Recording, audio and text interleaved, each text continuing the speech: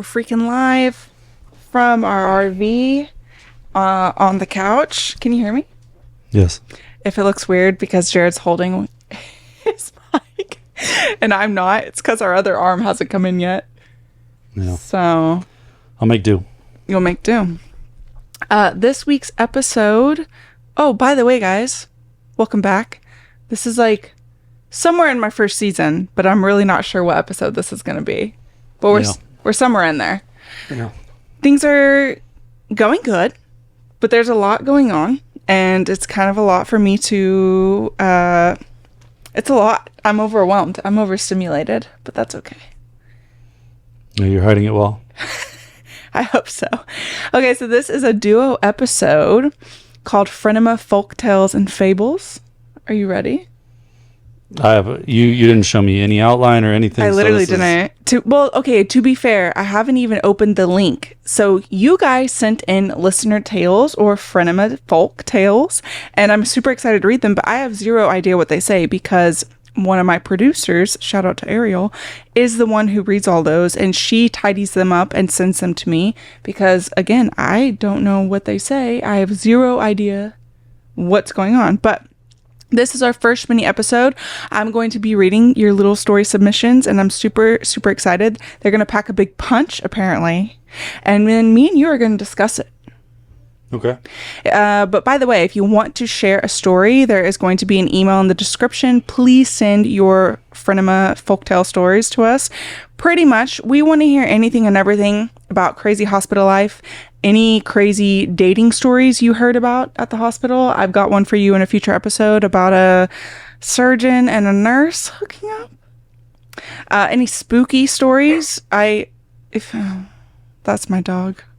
Sorry, we're not in a professional studio. My dog is here. If you have any spooky tales, Schmidt! Hush. If you have any spooky tales, any spooky stories from the hospital, please tell me. Those are probably my favorite, personally. I don't think they're your favorite, though. I've never been much one for... You're not a creeper? No. There's another podcast I love to listen to called Scared to Death. And there are creepers and peepers, and he is a peeper because he kind of wants to hear it, but not really. So, yeah. But anyway... Schmidt, stop. Anyway... short or long, either one's fine. All stories are welcome. There is absolutely no judgment here. We are all frenemas here. This is a no judgment zone. I do awkward laugh though here and now. Am I cutting out for you? Okay. I do awkward laugh sometimes, but I will let you know at least if it's an awkward laugh. If that's okay. Hey, have you ever wet the bed? Mm-mm. I mean, when I was a child. Like how old were you? I'm sorry, wet the bed or wet your pants? No, I guess I have as an adult. Does alcohol count? Yeah, it counts. Oh, then yeah. Oh. I think most people you say have. Then yeah. Every time I've wet my pants, I've been sober. Oh, really? You were drunk? Yeah. Wait, tell me about it. I mean, it's not a long story. I just guess I drank too much and woke up in a wet bed. Do you remember the first time I wet the bed with you in it? I do, yeah. Yeah, I don't know if we were dating or married yet. We were married. Yeah. I'll never forget it because I was like, wow, what if this is it for me? What if he decides to end it at this point? If you peed the bed, that would be I know, but shitty. Like, do you remember how it went? Because I do. It's like embedded in my mind, unfortunately, in a file somewhere deep in my mind. I don't remember if you tried to hide it or tried to clean it. No, I tried to hide it. Well, both. Yeah. But it was in the middle of the night. Long story short, of course, my wet the bed stories always are from a dream when I'm sitting on the toilet. Mm-hmm. And I pee in the toilet every single time. It's really frustrating because my mind makes it look so realistic. But pretty much I sat down on the toilet in my dream to pee, and I ended up peeing on myself. Obviously, I woke up in warm pee, but I realized you were next to me and that I had not yet done that. But unfortunately, I have a long history of wetting the bed as an adult. Just getting right to it. I'm just getting right to it. But to be fair, guys, my therapist says that it's really common, and I even made an Instagram reel about it. It's very common. Huh. But guys, I haven't wet the bed in quite a few years. Probably thanks to therapy. But That's true. Yeah, it's been a long time. it's been a long time.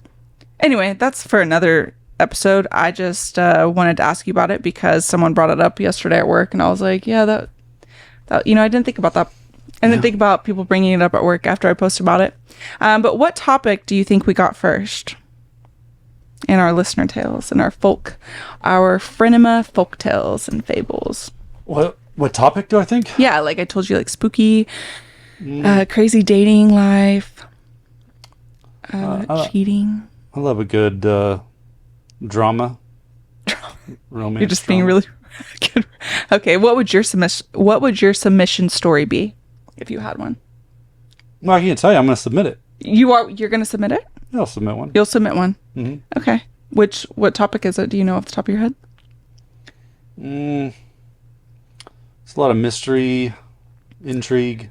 Okay, because you don't know. Violence. Violence in the hospital? Wow. Okay. Mm-hmm. I don't know what mine would be. I'm trying to think. I don't like being put... Actually, because this literally happened yesterday at work, I'm just going to go ahead and get right into it. This is a spooky Frenema folktale.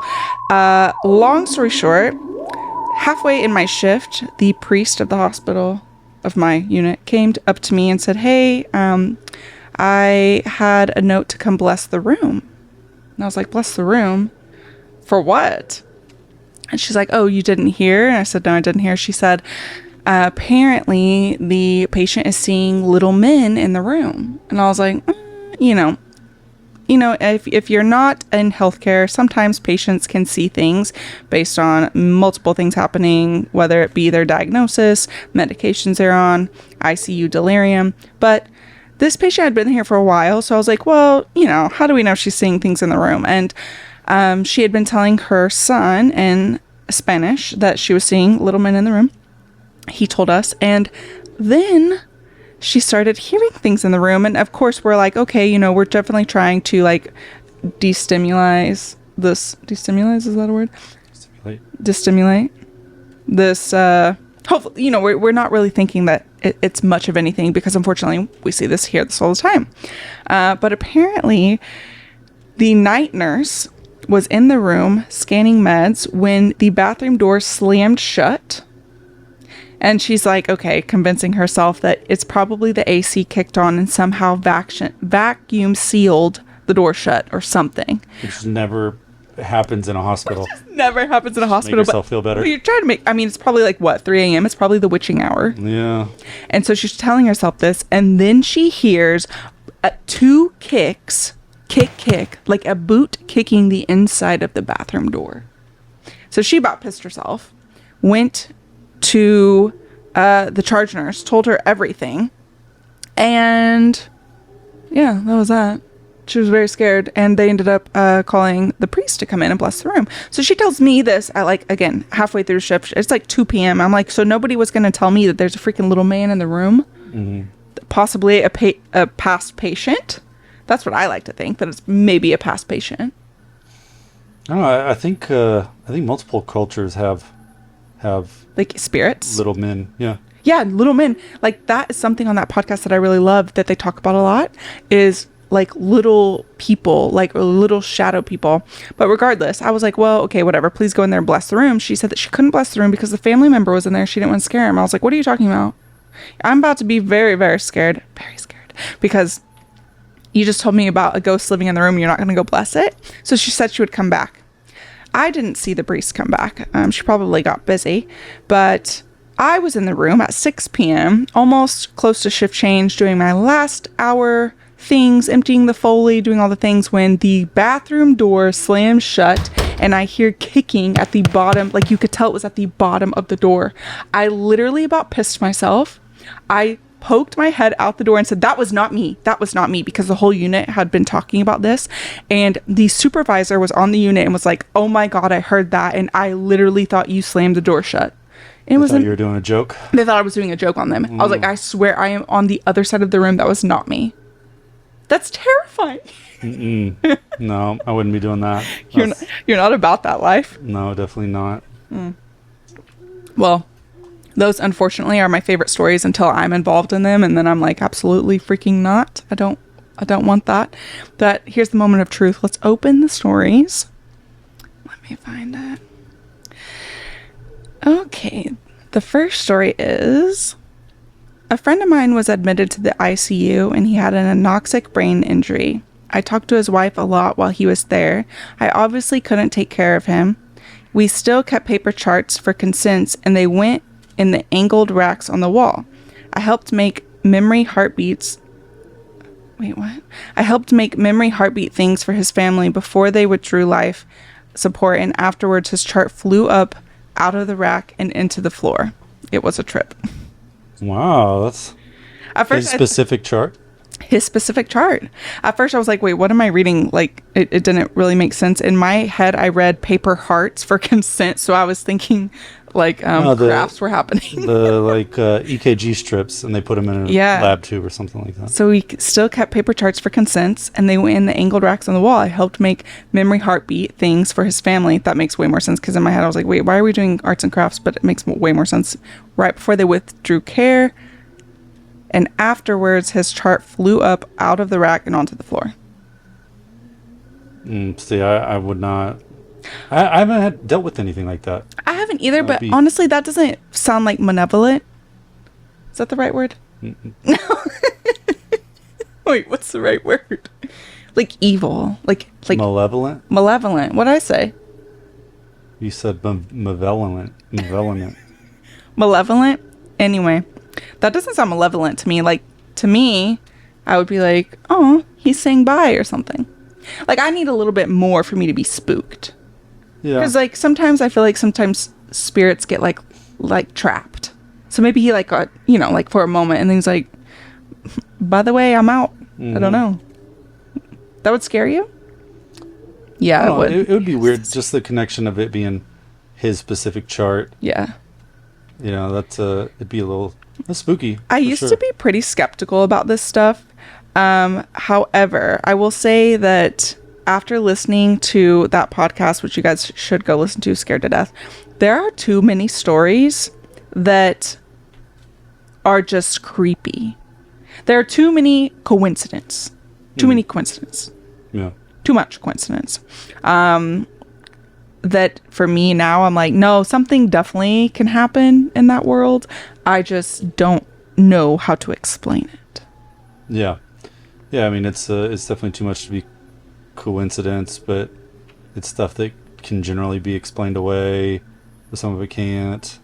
So it's it's hard to know. Can you put the mic closer? I was wearing my arm out. I didn't get no, you didn't get an arm, but I'm scared. I have a fear that we're gonna lose the audio, so it's gotta be up by your mouth. Oh my gosh, there's a bunch of stories on this one. Okay, number 2. It starts with, I'm a night shift nurse, and I just already freaking know it's gonna be scary, most likely. I'm a night shift floor nurse at a hospital. I was taking care of a gentleman on hospice, and he had 2 friends that were with him all the time.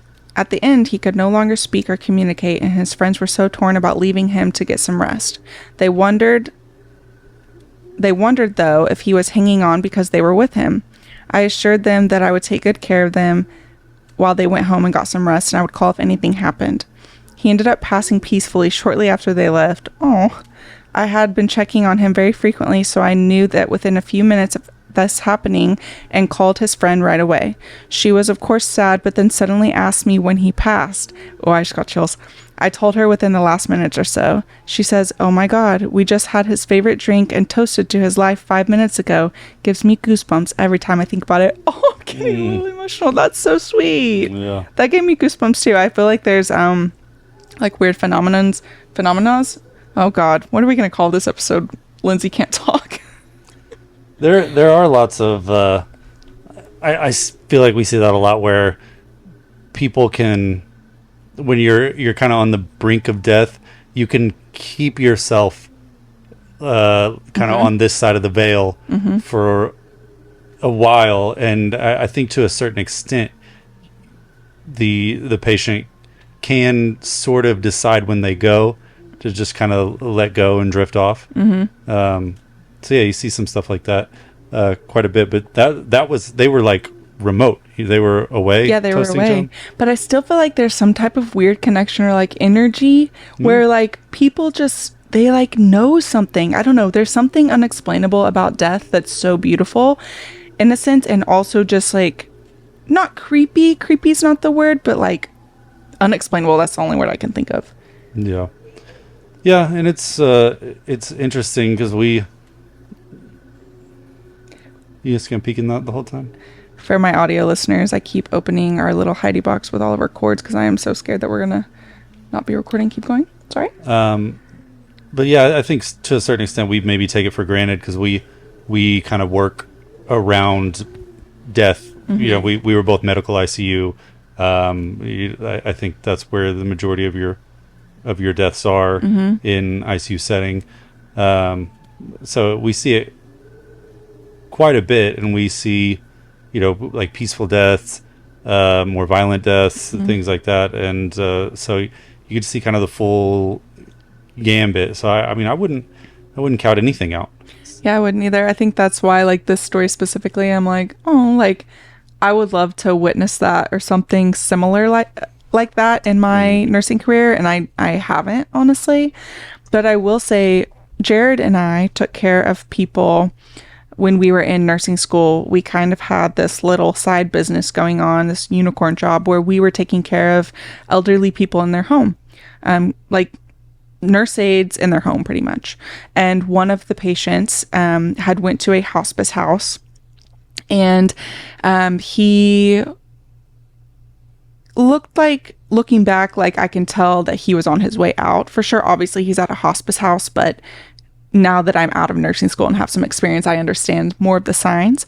But apparently he wasn't remembering who was in the room. He didn't remember his family, his son, his grandchildren. And when Jared and me came to visit him, it was the sweetest thing. We walked into the room. He was a little lethargic. His eyes were closed. And when he opened them, he said, "Oh, do you remember this?" He said, "Oh, you guys made it."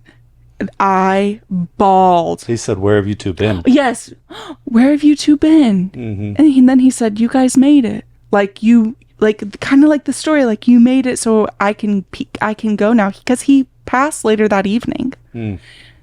And I'll never forget that. Like, that was like the sweetest, most chilling. I think that was my first time with death, and something where I saw someone, like, you know, I'd been taking care of somebody as they're passing, and then like when they passed and then they remembered that we were taking care of them. That was like one of the sweetest feelings I'd had in healthcare, I would say. Yeah, memory gets a little funky as you get closer and closer to death. It's the things that come back to you, and just like with Alzheimer's, it seems like they almost regress in age, and you know they're asking about. You can almost see it take place. They're asking about people in the present, like their spouse and these types of people, and then they'll ask about a mother who has passed away a long time ago, and then they'll ask about a brother who's been passed away, and then, you know, it seems like near the end they're in their childhood house and making comments about that, and it's just interesting because that seems to be a pattern that I've seen. It definitely seems to be a pattern. Someone I want to talk to about that is Nurse Hadley. She's a hospice nurse, and she just came out with a book, and I can't wait to read it. But I know she talks about that in her book a lot, and it's just so interesting how you can have a patient that is 99-year-old patient, you know, and they're in the room talking to their mother. You're like, okay, the time is coming. Like, it is. It might be today, it might be 2 weeks from now, a month from now, but if they can see their mother and they're 99 years old, I can't. Is she in the room? I can't see her. Yeah, and I think nurses like to make jokes about that being scary and this and that type of stuff, and it's all innocent. I don't think anybody means anything by it, but it's kind of nice to know if you have a patient that's you know, approaching death or suffering or anything like that, that a family member came to visit them. It doesn't matter if you see them in the room, they see them in the room, and that's kind of what's important. And you know, if family members from their past are coming to visit them or to help usher them through, to whatever's next. I think that's great. And that's kind of what makes me think there could be an afterlife if this keeps. It's like all these unexplainable things. Like there's probably definitely some spirits lingering around. You guys are gonna think I'm so weird, but I mean, just all these creepy stories or scary stories, and then you also have like these sweet stories where they're still seeing some form of a spirit, and I'm like, it's just interesting. Yeah. Okay, and moving on to the next story. I quit my first job out of nursing school after about a month and a half. I was miserable. I cried all the time. I know that people say that's normal, but I didn't want that to be my normal. I've been hiding my unemployment from the vast majority of people in my life, which has been exhausting. I just feel so ashamed about it, like I failed. However, I just accepted a position that I'm really excited about that isn't traditional shift work and is mostly day shift. I'm hoping that this path works out better for me so that I can learn to love or at least like nursing again. That's kind of sad. That's sad, but not unheard of, I will say. Kind of a sharp turn. Yeah. Yeah, I mean, we see that. That's, I think the attrition rate or whatever you call it in the nursing profession is fairly high. I would assume it's higher than your average career, just because it's a tough job in the first place. Some of the interpersonal stuff that happens in the hospital doesn't help with that. But yeah, I mean, I think it sounds like nursing wasn't what they thought it was, and I saw that even in nursing school. There's people that you get to the part where there's actual patient care, and they learn that you bathe the patients and you clean up their waste and you do all these different things, and then you have the people you can see like deer in the headlights. They did not know that was part of the job. Yeah. And then they just stopped showing up. That happened my first semester. We had 2 people drop out. Literally, one of them dropped out, I want to say like the first month of nursing school, and then the other one during clinicals, because that's exactly what happened. They didn't realize that the on-hand stuff is not for everyone, to be honest. I don't mind it, to be honest. As much as I complain about nursing, I know in my gut I could never do an 8 to 5 Monday through Friday. That's not for me. Yeah. Even though I'm doing it with social media. But that's not for me. I don't want to sit behind a desk. I don't want to work 8 to 5 anywhere. And so it always brings me back to nursing. I love the schedule of nursing, but I totally understand where this person's coming from, because my first year of nursing, of being a new grad, I was like, what the hell did I just sign up for? And not because of wiping butt. Honestly, that's easy for me. I don't mind cleaning up patients. I actually kind of enjoy it, not in any weird way, but I enjoy taking care of people when they can't take care of themselves. It's all of the other stuff on top of it that you're just not prepared for. At least for me, it was, all of the different forms of management around that are just like watching your every move. And then on top of that, there's state, so their managers are around watching your every move. There's all these stupid rules. I hate stupid rules. I'm one of those people that just because it's a rule doesn't mean I want to follow it. I want to know why it's a rule, and is it a good rule? And keeping your water at your desk, the fact that you can't, that's a stupid rule. Yeah, and little things I think piss me off. Yeah, a lot of those are I guess this is essentially talking about the nursing shortage, because this story happens a lot, and it feeds into the nursing shortage. I think there's a lot of problems with part of it being nurse bullying. So that's a big part of it. Rushing people off of orientation, dropping them on the floor before they're ready, weekly changing policies to keep up with whatever the new litigation or the biggest complaint has been recently from or there's you can tell anytime there's protocols that don't make any sense. There was some sort of sentinel event, like freak one-time accident, and instead of looking at how likely is this to happen again, they just shower everybody with protocols, and it drives me nuts. It's kind of part of the job, but some people just can't handle it, and it's that's nothing about them. It's just It sounds like he or she settled in a different setting, and that's one of the great things about nursing is there's a million things you can do. Yeah, and something I want to add on this is like I wish people didn't feel ashamed when they realize they can't do, I'm making this up right now. I assume this person went to bedside as a new grad. Just because that's not for you doesn't mean you're a bad nurse, doesn't mean you're bad at being in any job, but especially nursing, because I feel like there's so much pressure with nurses that this person feels ashamed because they had to leave the bedside so early in their as a new grad. That's not uncommon, but also it's nothing to be ashamed about. In fact, I would even say it's something to like pat yourself on the back about. You figured out what doesn't work for you and you set a clear boundary pretty early, which is something, like looking at it as the glass is, what do they say? Glass half full. Glass half full. Oh God. Looking at like a glass half full situation, you kind of figured stuff out for yourself, which I think is like pretty admirable versus staying in something you can't stand and you hate. Why would you want to do that? Yeah. That's not worth your time, your life. Life is short. I'm one of those people. I'm like, life is short. If you can't stand something, if there's more cons than pros, it's time to move on. It's not a big deal. I just, it's sad to me that burnout is so prevalent in nursing, but it feels like no one's doing anything about it. Yeah. And I for the big reasons anyway. Yeah, to a certain extent, the job is the job, but I don't think all the excessive charting and all those things are going anywhere. Or like allowing bullies to stay on a unit because they're besties. That's not needed. Yeah.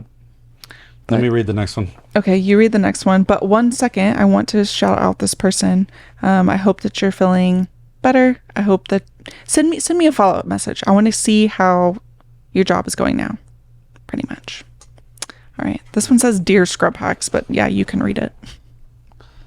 Dear Scrub Hacks, as a CNA, I had a patient who had a TBI.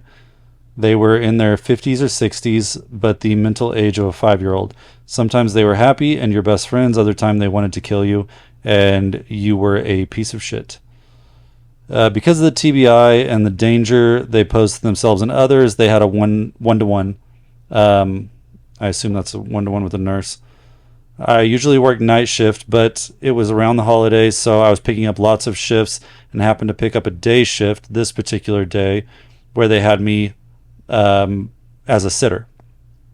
Within the last hour, they went from super happy and your literal best bud, as they would say, to complete anger and hate. The patient would sometimes have incontinence, and that's when they would flip and become embarrassed, therefore turning to anger.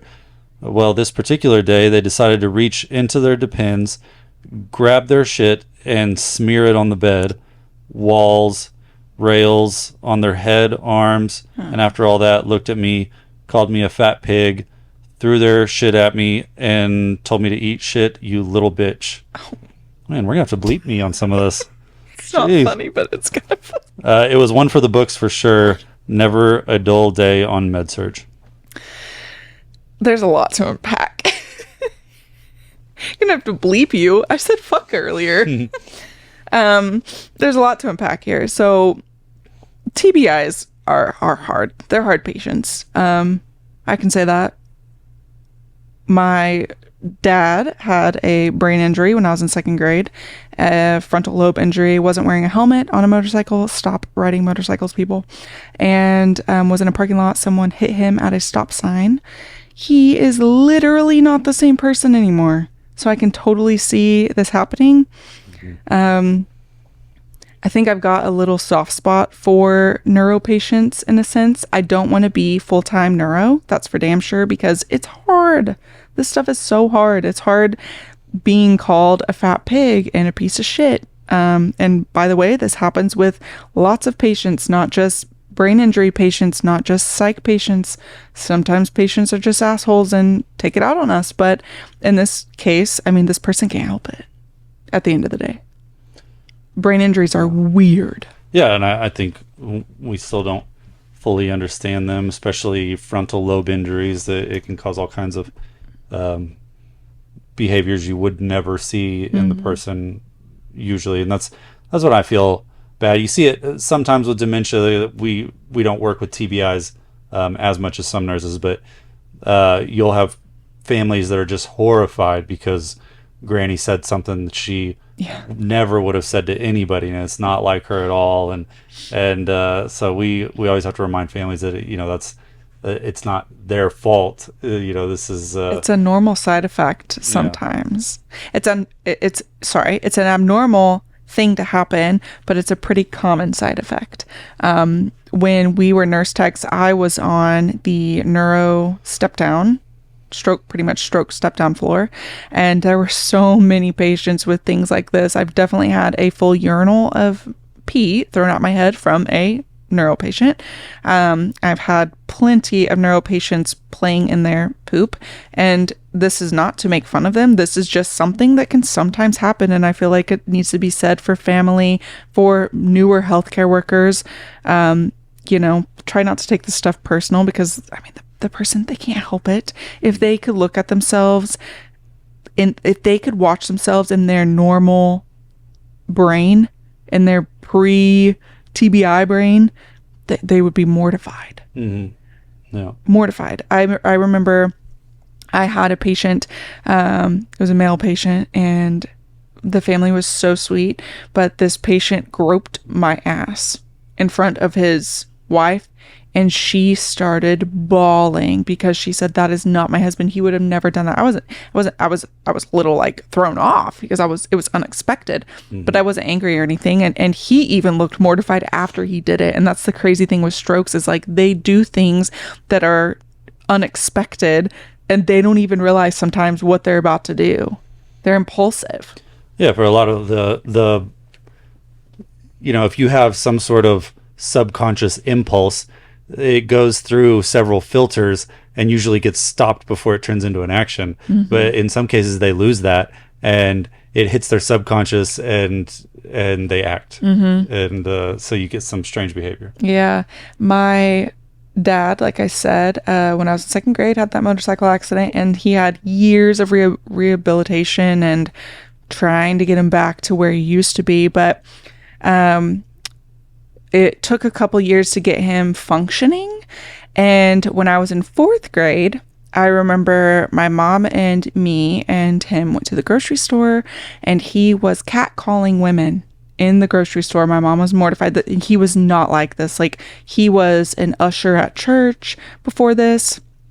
Very, like, great man before his motorcycle accident, and was catcalling women at church, at the grocery store, all these places. And I remember years later, my mom met somebody that had a like business card, like a TBI card, this little business card that their family would hand out if they were in public, that pretty much says, so-and-so has a brain injury, that is why they're acting this way. And my mom was like, why didn't I have that back then? Because it was hard to tell a complete stranger, hey, sorry, my husband's catcalling you. This probably looks really fucking weird. He can't help it. Yeah. He's so impulsive and is not the same person. I just remember like being mortified, like going to church. I remember this other time, there was this woman that was wheelchair bound, and my dad talked to her for it felt forever. It felt forever. It was probably an hour, but to me as a kid, it was like 3 hours. Reading scriptures in the Bible of what could heal her from being bedbound in front of the whole church. And they just let him because the whole church knew about his background, but I was mortified. Like, oh my God, it was a lot. It was a lot. TBIs are hard. They're hard for the patient. They're hard for family and anyone taking care of them. But yeah, thanks for listening to our Frenema fables. This was kind of a short and sweet episode. I don't know if it was that short. In my mind, it was shorter, but I kind of talk a lot.